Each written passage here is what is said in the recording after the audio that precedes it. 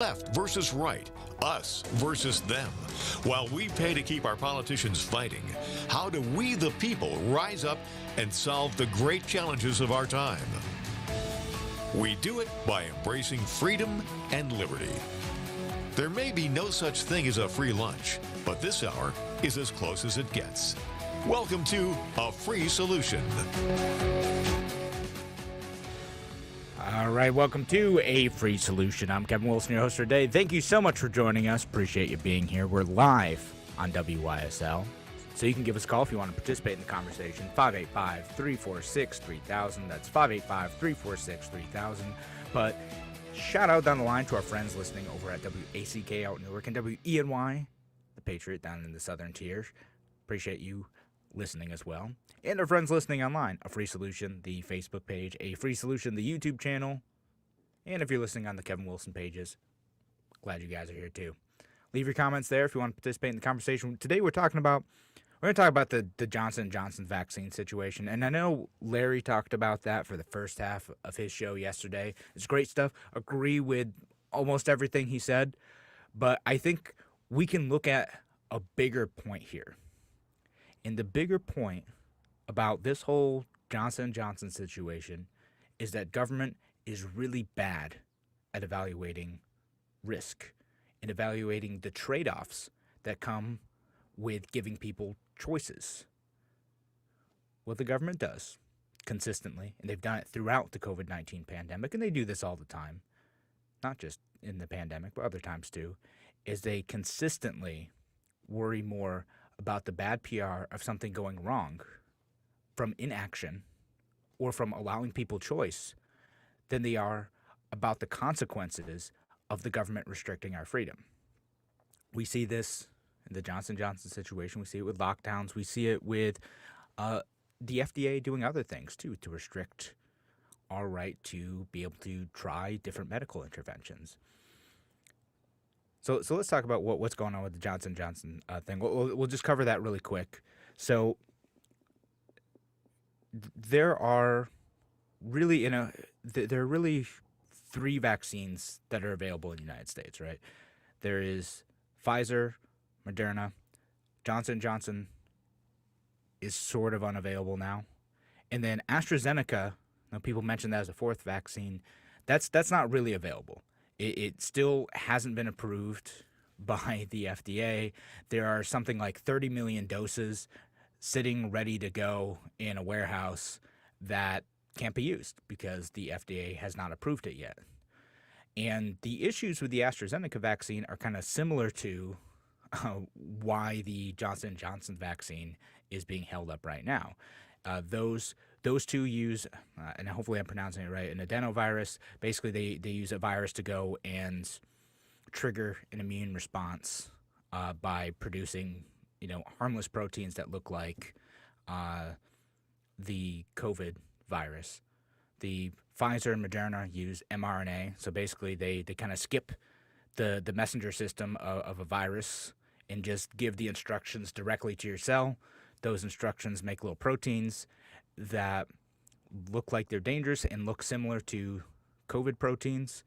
Your body makes antibodies, flags them, you get immunity. That's how those work. So right now you only have two available. You have the mRNA ones. As Larry made the point yesterday, if you wanted to have, because the way that the Johnson & Johnson vaccine works is kind of similar to how many of the older vaccine works. mRNA is a little bit, it's not really new. It's been around for a while. It just hasn't been successfully used in a vaccine because the delivery system never worked. The mRNA would break down before it could get into the appropriate cells to be able to make the proteins to trigger an immune response. Until now, they haven't been able to successfully do that. So it's actually a very cool technology. I like it. But if you wanted to take that older system, you want to do that with the Johnson & Johnson vaccine, you can't do that anymore. At least in New York State. New York State has paused the distribution of Johnson & Johnson.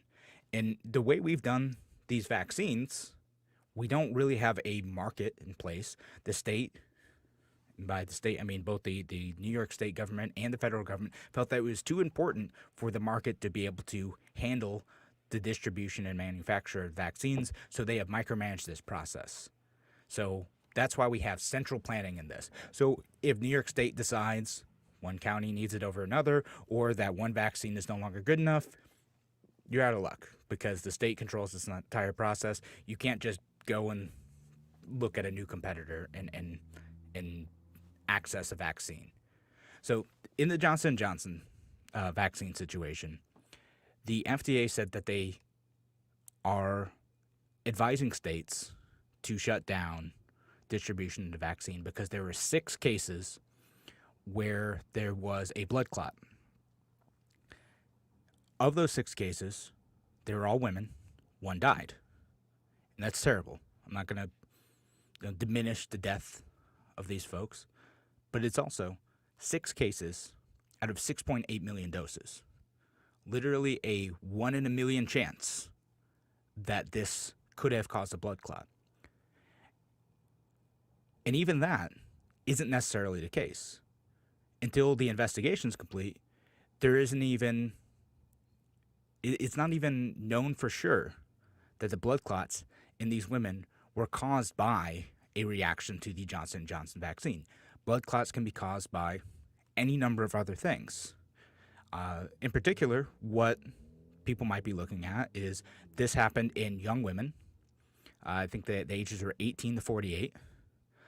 And there is a risk with birth control pills of blood clots. There's actually 1 in 1,000 chance of getting serious blood clots from birth control pills.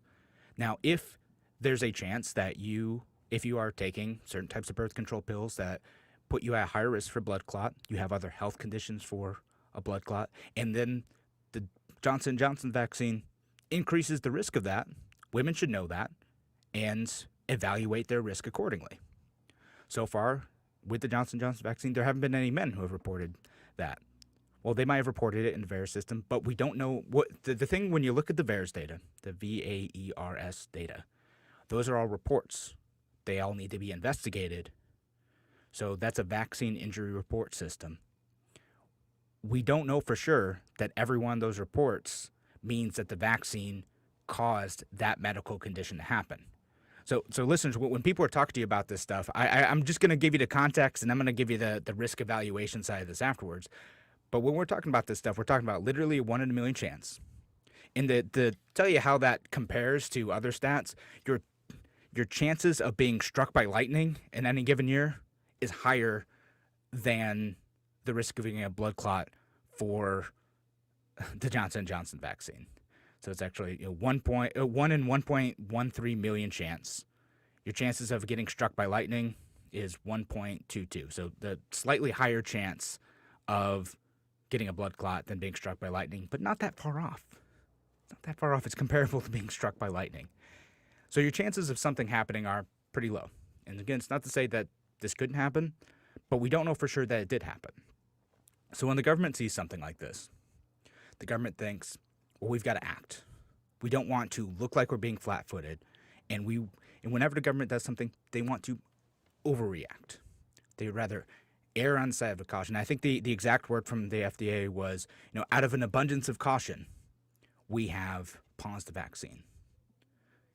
Here's the thing. When they do that type of stuff, they're not considering what are the consequences of shutting that down. What are the trade-offs of doing that?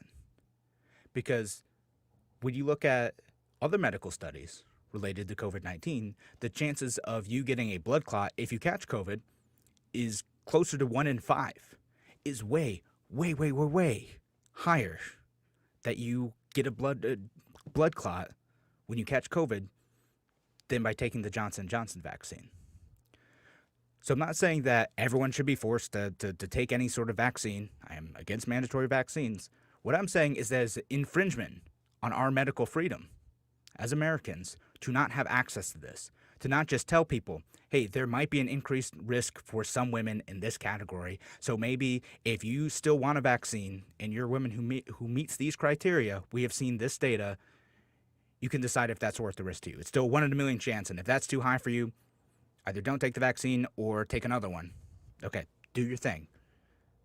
But we should be able to make that choice, because the fact is that it is more dangerous, you're more likely to get a blood clot from catching COVID than you are from taking this vaccine. And government does this all the time. they discount the impact that their restrictions on freedom has on our quality of life. They don't take into account that we can evaluate these risks ourselves and decide if that risk is worth the trade-off. We make risks every day. Every time I get in my car, I take a risk that I'm getting in an accident. Every time I walk down the street, I'm taking a risk that I get hit by a car or trip and fall and break myself. We take risks every day, and those risks have trade-offs. But we wouldn't want to eliminate driving everywhere, eliminate walking outside of our house, eliminate, doing everyday activities because there's a risk associated with them. We can't have zero-risk policy in government. And when we come back, I'll talk about the other trade-offs that government makes and the other ways in which the zero-risk policy makes our lives worse. We are trading liberty for safety, and we are getting neither in this situation. Thanks again for joining us here on A Free Solution. If you have any thoughts on this, give us a call, 585-346-3000. That's 585-346-3000. We'll be back with more from A Free Solution in a few minutes.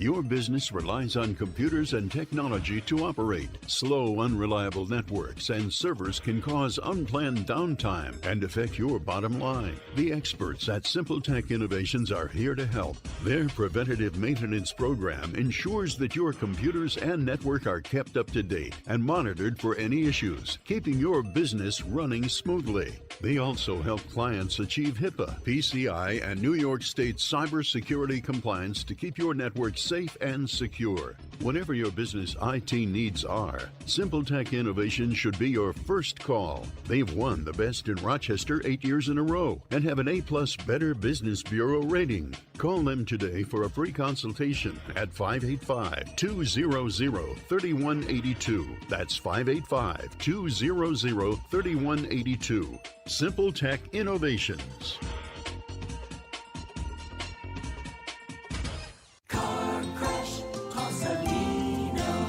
When you've been seriously injured in a car crash, you need a lawyer who knows how to beat the big insurance companies. Call me and I'll take them on so you can focus on your health and family. Car crash, call Salino. Salino, call Salino.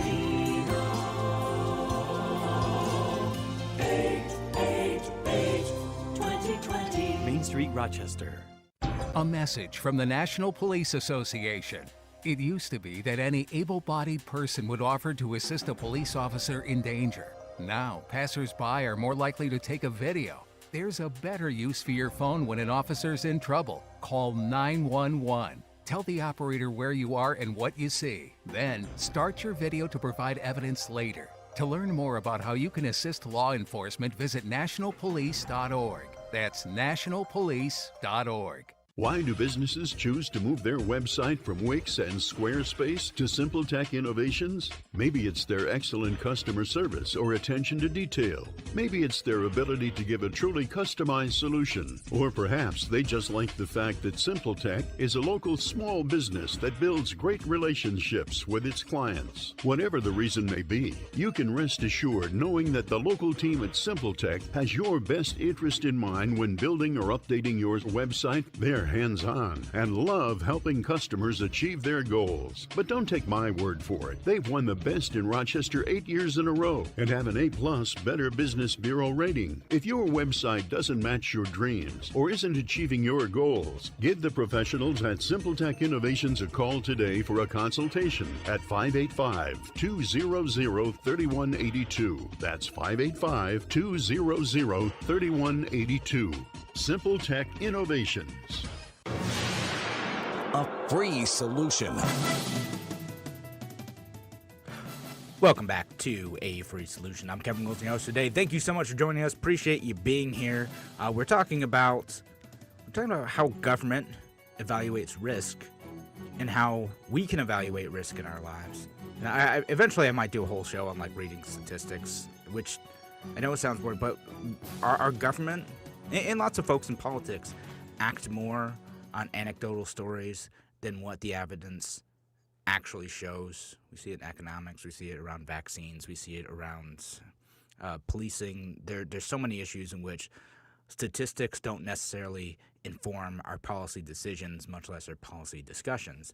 And, again, going back to what I was talking about in the last segment, we make these trade-offs every day, and particularly in medicine.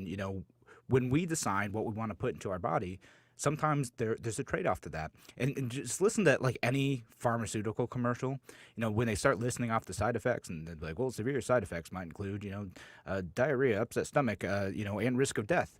And for some folks, that risk, you can evaluate how big is it, how small is it. That might be worth it to fix whatever condition it's trying to address. If it's trying to, address severe pain, arthritis, a mental condition, whatever it is, that trade-off might be worth it to them to fix the condition that is impacting them.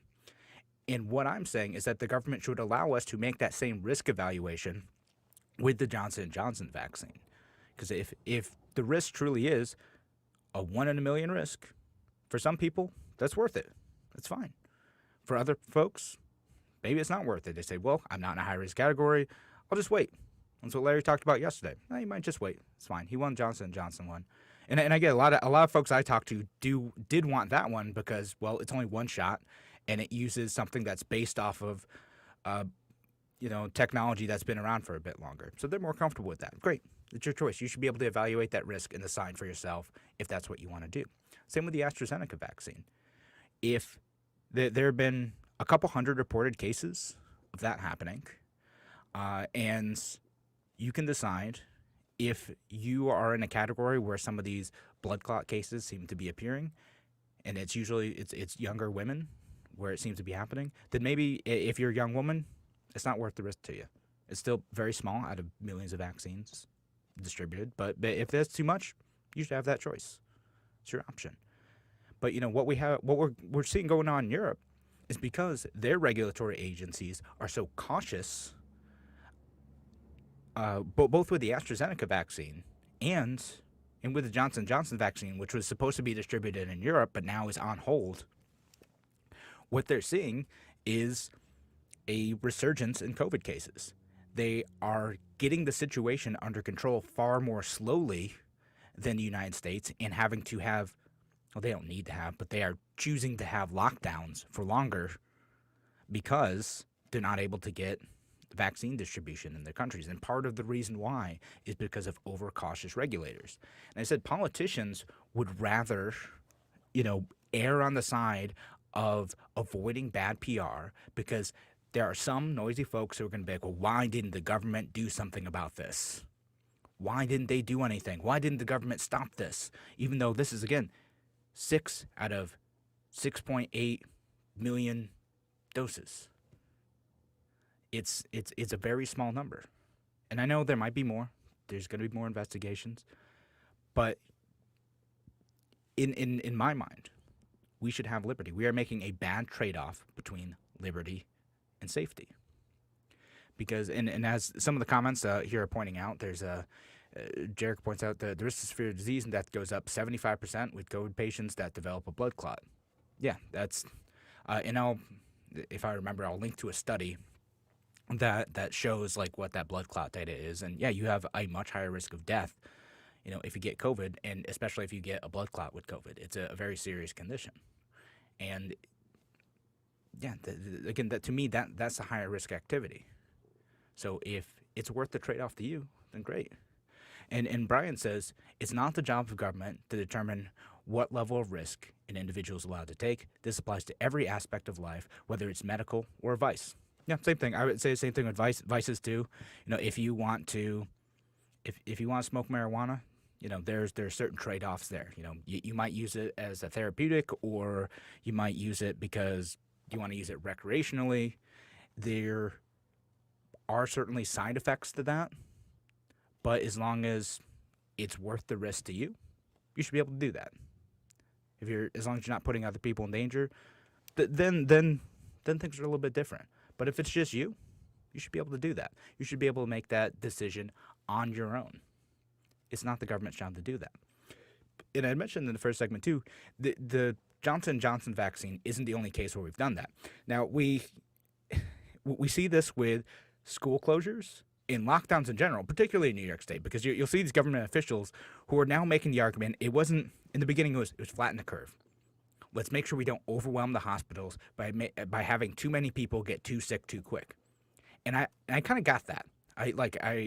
It seemed like this is going to be really severe. A lot of people are getting sick quickly. We're seeing hospitals overwhelmed in Europe. I kind of got like that attitude that went into that at the beginning of the pandemic. Not that I necessarily agreed with the lockdowns, but I can at least understand that. But now we have government officials saying, like, well, if there's a single COVID case, like anywhere, if we have just a handful, we have to lock everything down again.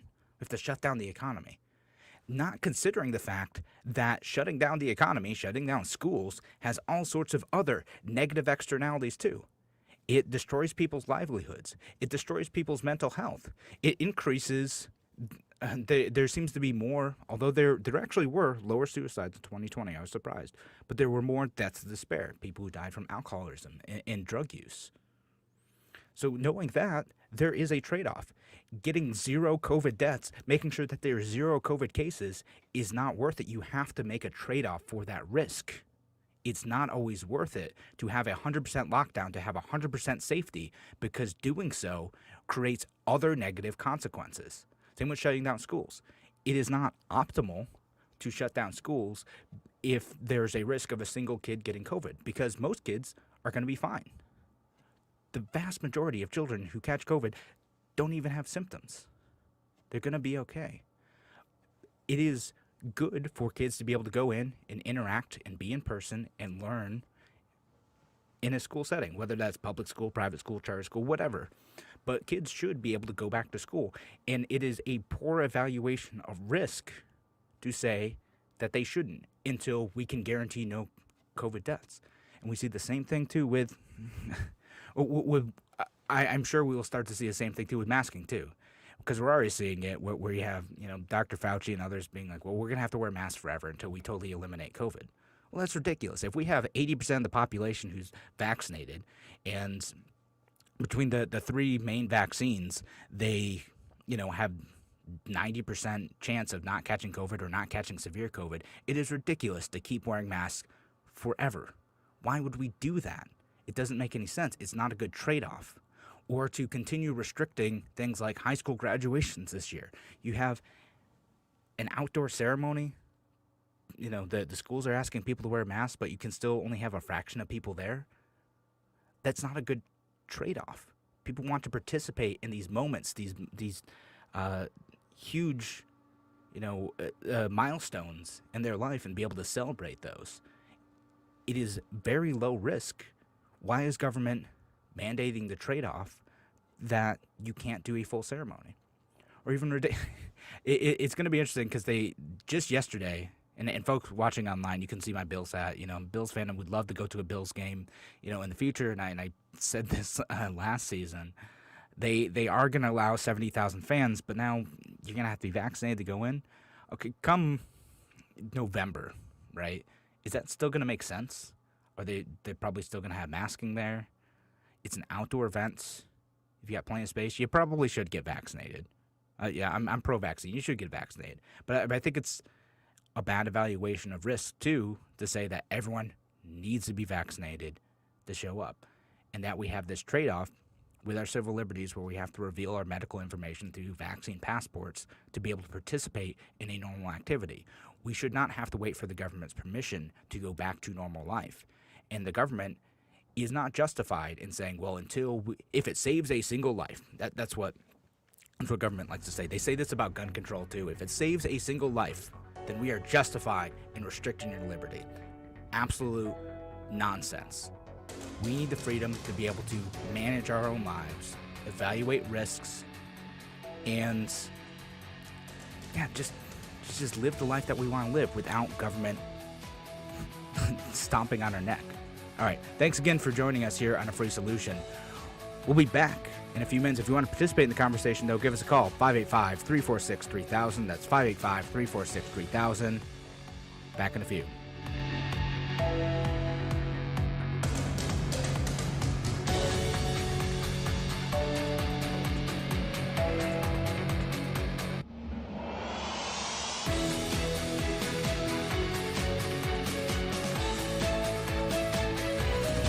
Crash moves to evenings in May. AM 1040 Avon Rochester, FM 92.1 Rochester, and FM 95.5 Spencerport. Here's the latest forecast from the News 10 NBC Weather Center for today. Any early morning fog will give way to a partly sunny sky today. Generally nice weather into the afternoon. Most of us low 60s, cooler near Lake Ontario. Tonight, increasing clouds. Showers arrive late. Will drop into the 40s. A little bit cool and damp on Thursday with some showers. Temperatures in the 40s. I'm Rich Cornelia, WYSL. Your business relies on computers and technology to operate. Slow, unreliable networks and servers can cause unplanned downtime and affect your bottom line. The experts at Simple Tech Innovations are here to help. Their preventative maintenance program ensures that your computers and network are kept up to date and monitored for any issues, keeping your business running smoothly. They also help clients achieve HIPAA, PCI, and New York State cybersecurity compliance to keep your network safe and secure. Whatever your business IT needs are, Simple Tech Innovation should be your first call. They've won the Best in Rochester 8 years in a row and have an A+ Better Business Bureau rating. Call them today for a free consultation at 585-200-3182. That's 585-200-3182. Simple Tech Innovations. At Victor Chrysler Dodge Jeep Ram, Anthony Drive off Route 96 in Victor. Spring lease savings are big, like the 21 Jeep Gladiator Sport 4x4 Crew Cab, $219 a month for 42 months. A 21 Jeep Grand Cherokee Laredo 4x4 is just $269 a month for 36 months. Requires existing Grand Cherokee lease and be returning lessee. The 2020 Jeep Renegade Latitude 4x4 is only $159 a month for 36 months. Must be Conquest or returning lessee. The 21 Ram 1500 Classic Warlock Quad Cab 4x4 pickup is just $159 a month for 36 months. Must be Conquest or returning lessee. Use 2 Ram coupons while supply lasts. Lease through Allied. Jeep, America's iconic four-wheel drive brand. $2,500 cash or trade and other conditions apply. Get full details from the dealer. Equipment and MSRP vary by model. We're here to fully serve Chrysler, Dodge, Jeep, and Ram customers in Victor, Canandaigua, Macedon, Fairport, and throughout the Metro and Finger Lakes. Shop with confidence and safety and full CDC compliance. Victor, Chrysler, Dodge, Jeep, Ram, 6560 Anthony Drive in Victor.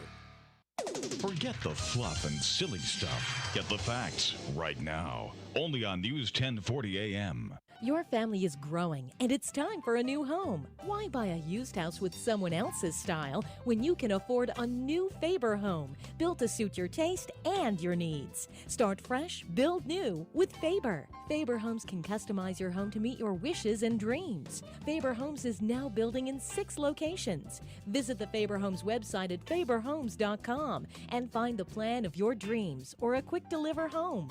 Give Faber Homes a call today at 247-4800 or visit faberhomes.com for our current incentives. Faber Homes, great price. Hey, can you stop by Colby's Bakery and pick up a fresh baked raspberry, a rhubarb, and a cherry pie for the family picnic? Wait, you aren't baking those amazing pies? Nah, I never bake. I just go to Colby's and Rush for the best locally made $6 pies in Rochester. Not even the blueberry crumb pie Uncle Ed raves about? Not even the cherry? Nope, I'm too busy, keeping you in line. Get your $6 fresh baked pies at Colby's Bakery Ice Cream and Barbecue. Exit 11 for Rush off 390 just past Route 15. Open 11 to 9 every day but Monday, 533-3525. Hi, I'm Dr. Pat Brophy from UR Medicine, Golisano Children's Hospital. When your favorite team wins, it's because they work together. When a medical team saves a life, it's because they put all their skills together.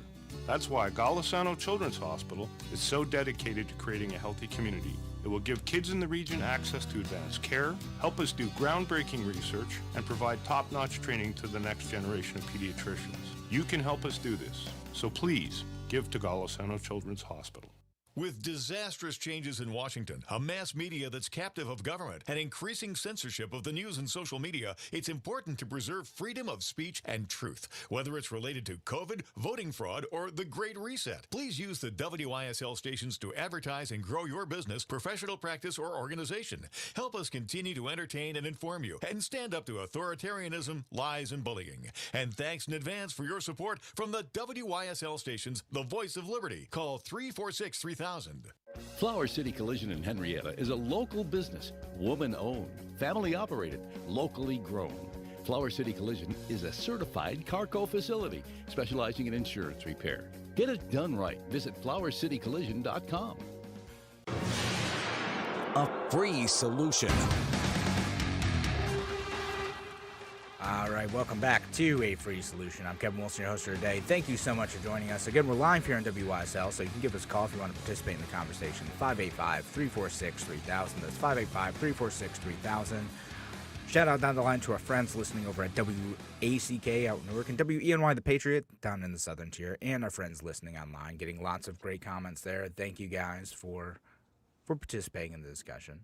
And a couple of comments from Brian Sutton, who says, true criminals, those are the victims, make the risk-reward decision every time they commit a crime. So the only way the government can truly stop people from making their own decisions is to control supply in this way. Yeah, that's true. And all about making those trade-offs. And then how many lives has government intrusions on the basis of if it saved just one life cost? Exactly it. You know, with this, too, if it saves just one life, how many people on the back end who could have gotten this vaccine, who didn't get the vaccine, now could be at risk of dying of COVID because they made the decision based on a 1 in 6 million chance of someone dying. And one person out of the 6 who got the blood clots, which may or may not have been caused by the vaccine. We don't know for sure yet. Is that a good trade-off? Is that a better trade-off than what we have? And isn't it better to just inform people, here, this may be a new risk. Take this information, evaluate, and make your decision accordingly.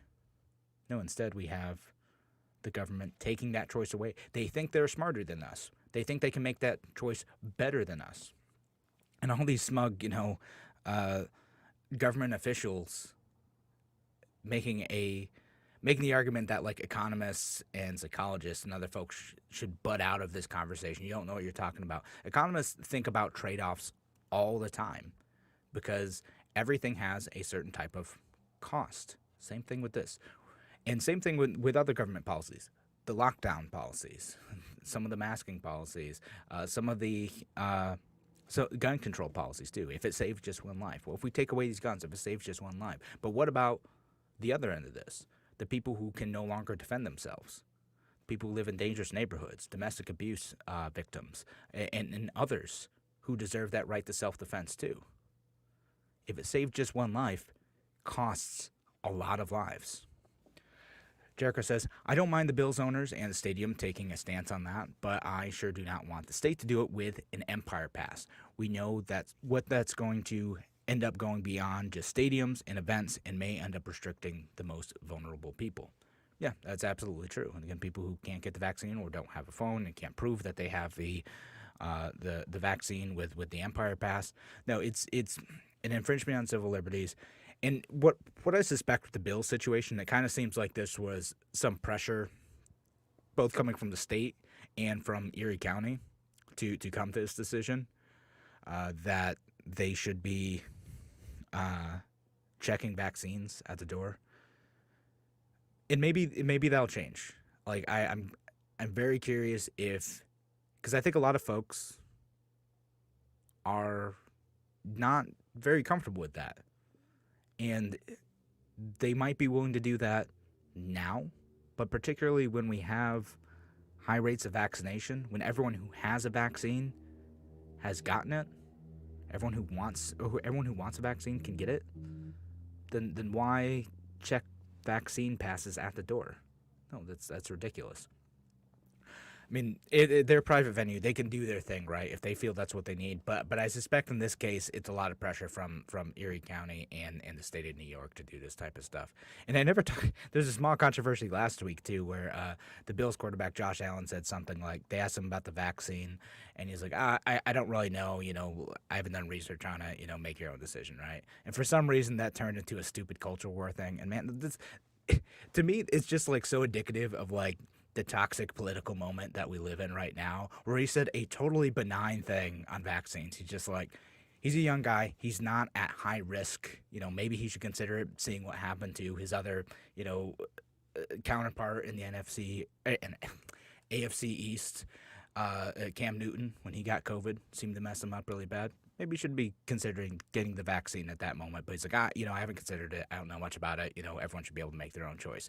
And the pro-mandate people freaked out. They're like, oh, my goodness, Josh Allen is against vaccines. I'm like, that's not what he said, guys. He just said, I don't know much about it. I'm not going to talk about it because he's a quarterback and he doesn't know much about vaccines. That's not a crazy thing. And then some of the anti-vax crowd to be like, yes, one of us. I'm like, oh, you guys, calm down. He didn't say that either. He didn't say he was against vaccines. He just said, I don't know. And, everyone should be able to make a choice on that. Okay, total non-moment that turned very briefly last week into a political spat, at least in my Twitter, which is New York State politics and bills, and they mashed together for a moment. Totally ridiculous. But it does look like, for those who follow sports, that they're all going to have to get the COVID vaccine anyway. Basically, every player that wants to start is going to need the COVID vaccine, which I get. They're a private organization. They want to protect their players and everyone who can. They don't want players getting knocked out, so they have to do the long COVID protocols that they had to do last year. It's a total mess. But it's a private organization. They can do that. And that, for them, making that risk assessment is worth it. They can look at the entirety of the situation, and they could say, well, we need to do this because, the trade-offs make sense. And I'd imagine for a lot of NFL players that the risk of something happening with a vaccine being relatively small is a good trade-off weighed against the risk of catching COVID itself and how that can knock players out and impact their performance later on. Makes sense. And my whole point with this entire now 3/4 of a show is that freedom is a good thing. I know, big surprise. A show called A Free Solution is advocating for freedom. Freedom is a good thing. The best thing that government could do, to the extent that it ought to exist and do this type of stuff, is to inform people of the risks. If they are worried, and they are worried, about an erosion of expertise, the best thing to do is to build their credibility by saying that, by giving people good information, by giving people stuff that seems genuine and telling people to do their own research. You ultimately have their own choice, but here's the research. Here's why, this is a good thing for you. Instead, what the government has consistently done in the past year is they have sometimes lied or mandated these choices for us. That erodes trust, especially when those decisions end up being wrong. We saw it in the beginning of the pandemic when they told their noble lie of don't wear masks, they're not useful. Well, it turns out that wasn't true. They were just trying to protect the N95 mask supply from having a run on it.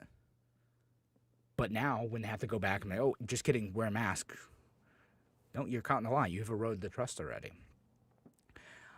And with the Johnson & Johnson vaccine, to tell people, to go from telling people, you got to get this, you're irresponsible and you're dangerous if you don't get this, to, well, we're going to pull this because it's irresponsible and dangerous, even though only 6 people have 6.8 million doses have had it. Like, that whiplash confuses and angers people. It doesn't build trust. It makes when you give those confident statements right in the beginning and mandate them, or they haven't mandated vaccines yet, but you whip it around and now say, nope. It's crazy. Everything with the state is either mandated or prohibited. What we should be doing instead is just having freedom, just giving people that choice, informing people. If the government agency wants to exist to inform people, investigate, do a thing, I'm more okay with that than them restricting our medical freedom. And that is constantly what the FDA does, too, restricting people from accessing good medical treatments. They did it with testing. They're doing it with Johnson & Johnson vaccine now. They're doing it with the AstraZeneca vaccine now. We did a whole show, well, most of a show on ivermectin. Same thing. They're making it difficult for people to try that as a treatment. You should be able to try that. That's between you and your doctor. You should have the option to be able to try these things and understand what the risks are, what the trade-offs are, and then we can learn from that situation. Freedom's a good thing. And one more comment from Brian says, We've known the government has lied to us so long, would believe them if they started telling the truth? No. And that's kind of my point. Like, they've totally eroded their credibility. We can't believe them when they say something now. And sometimes the government does say something that's right. They say something that's correct. And people should be listening to that. But now folks are like, well, I'm just going to assume that they're lying and do the opposite of that. And that's not really healthy either. But the government has kind of done that to themselves by being so shady throughout that process. All right, I think I'm about done with this topic, so we're going to go to break now. And then when we come back, I'm going to talk about Afghanistan a little bit. All right, so give us a call if you want to participate in the conversation. 585-346-3000. That's 585-346-3000. We're here live until 1 p.m. We'll be back with more from A Free Solution in a few minutes. Why do businesses choose to move their website from Wix and Squarespace to SimpleTech Innovations? Maybe it's their excellent customer service or attention to detail. Maybe it's their ability to give a truly customized solution. Or perhaps they just like the fact that SimpleTech is a local small business that builds great relationships with its clients. Whatever the reason may be, you can rest assured knowing that the local team at SimpleTech has your best interest in mind when building or updating your website. They're hands-on and love helping customers achieve their goals. But don't take my word for it. They've won the best in Rochester 8 years in a row and have an A+ Better Business Bureau rating. If your website doesn't match your dreams or isn't achieving your goals, give the professionals at SimpleTech Innovations a call today for a consultation at 585-200-3182. That's 585-200-3182. SimpleTech Innovations. Hi, my name is Ryan Bourne. And I'm Danica Bourne. And we're the owners of South Coast Tax. We would like to thank our Lord for protecting us from evil. Psalm 91 states, "He is my refuge and my fortress, for he will rescue us from every trap and protect us from deadly disease." South Coast Tax are Christian-based tax accountants and attorneys who specialize in releasing bank levies, wage garnishments, and filing complex tax returns. We are the leaders in acceptance of offers and compromise with awesome results. We are also a small firm who will treat you like family and not just a number. Call us today at 1-800-TAX-1176 for a free consultation, and we'll take the time to explain all of the programs that you qualify for in order to allow you a fresh start. In John 8:36, so if the Son sets you free, you will be free indeed. And one way we can achieve that is by being debt-free. So let us help you today. Call us at 1-800-TAX-1176, and together we can help achieve this goal by putting the IRS tax debt behind you for good. Again, that number is 1-800-TAX-1176.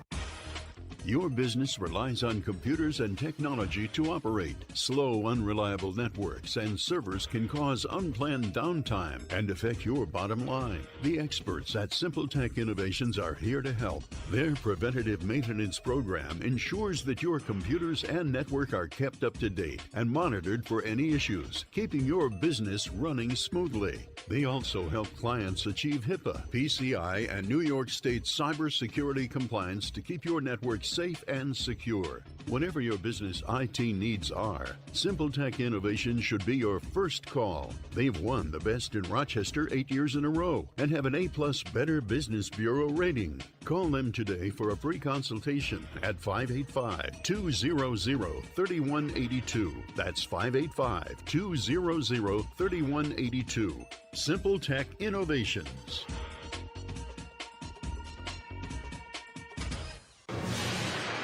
A free solution. Welcome back to A Free Solution. I'm Kevin Wilson, your host today. Thank you so much for joining us. Appreciate you being here. And, we would spend most of this show just talking about how government is really bad at evaluating risk. Okay, anyone who gives you that, if it saves one life line, don't trust them. Zero risk policy is a bad way of approaching pretty much every aspect of government. It is not a good trade-off. Be wary of any politician who tries to do that for your own good. They're always going to tell you it's for your own good. No. Freedom is what we need.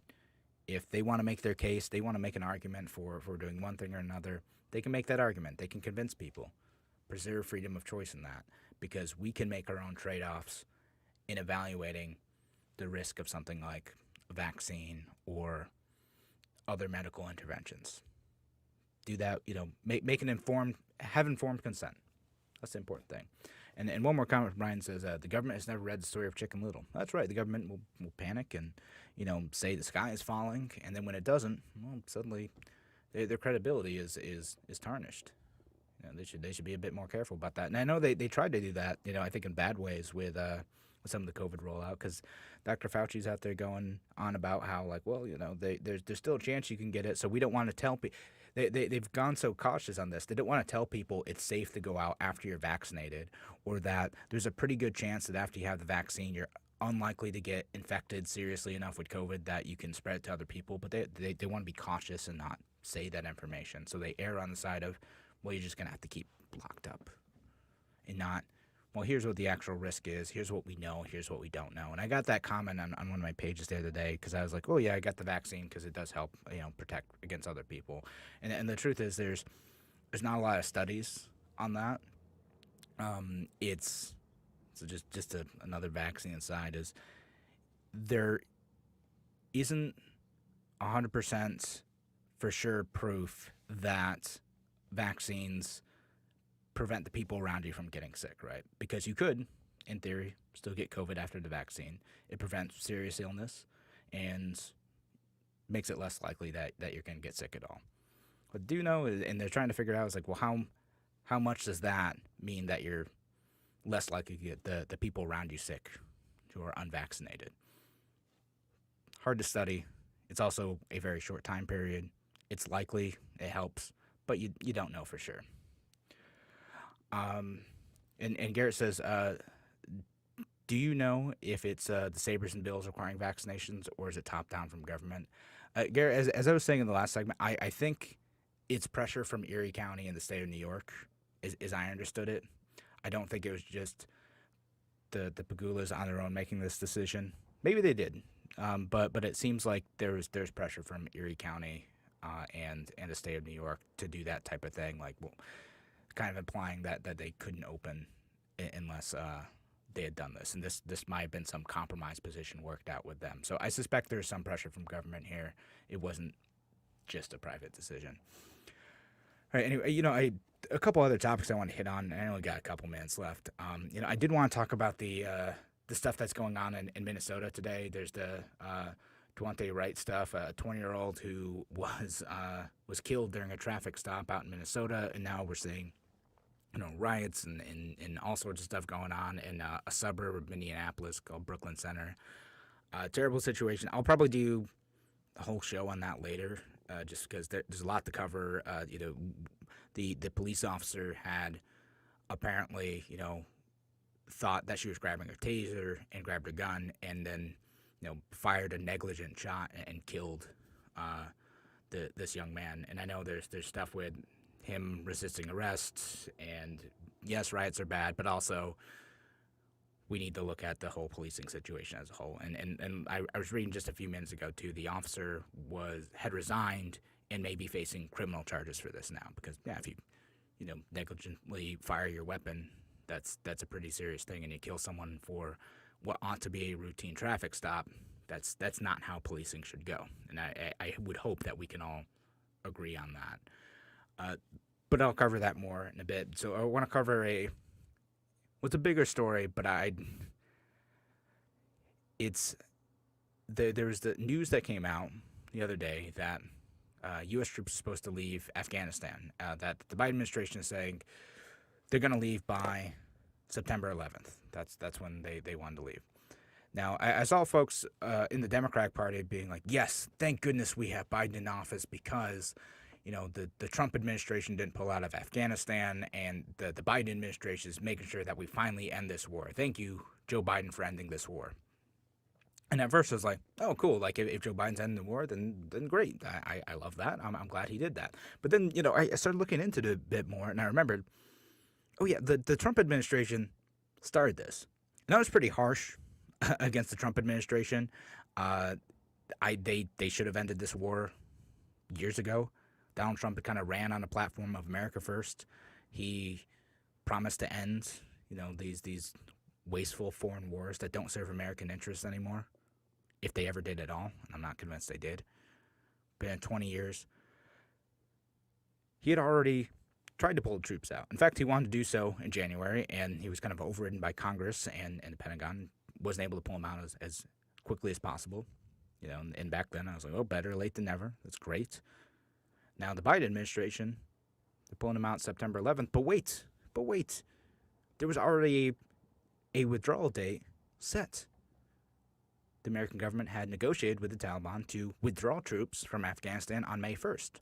And the Taliban said they're going to attack any Americans left overseas following May 1st. Anyone left in Afghanistan. And now, so Joe Biden gets his symbolic leaving at the 20th anniversary of 9/11. We're going to have American men and women in danger for a few months longer? What? How on earth does that make sense? Why? Why would we keep them in longer? To commemorate the anniversary date of September 11th for a war that we didn't really win. We just come to a stalemate. And now the Afghanistan government, they have the country of Afghanistan is probably going to be falling back into the hands of the Taliban. We've made things worse. Why are we putting American lives in danger for this stupid symbol? Like, this is the type of thing, like the hubris of these politicians to put people's lives in danger for this symbolism. Like, it is disgusting that the Biden administration do this. I went from, like, excited that we're leaving to remembering, like, because political news happens so fast that we lose track of this stuff, right? Like, 'cause it even got me for a second, too. To remember, like, oh, wait, the Trump administration had already done this. The American military had already agreed on a time to leave. Why would we stay longer in this country? What more are we going to accomplish between May and September? No, in all likelihood, we'll find some reason to stay longer. No, just leave now. We shouldn't even wait till May 1st. We should just leave now. There's no reason to continue putting American lives in danger. We're not going to accomplish anything between these dates. I'm sure there's some agreement with the Afghani government and Taliban, whatever. You know, look, we should be leaving as soon as possible. If it's going to be May 1st, great. That's a specific date. But why extend that to September 11th? Go back on our agreements for the symbolism of being there on the 20th anniversary of the attack of a country that was harboring terrorists. Well, how's that a win for anybody? It doesn't make any sense. And I'm so disappointed. I'm always disappointed in the Biden administration, just as it was in the Trump administration. I'm so disappointed in this. This is a terrible thing. And I don't know. Hopefully we end this war, though. Either way, hopefully it is done. We can end this conflict that has gone on for far too long. Okay, so that's all I got on that, though. Take a look at this, and I'll share an article on some of this stuff. And yeah, we should end the war. That's the whole thing. All right, thanks again for joining us here on Free Solution. I'll be back on Friday. Larry Sharp will be in tomorrow. Make sure you listen in. Have a great afternoon.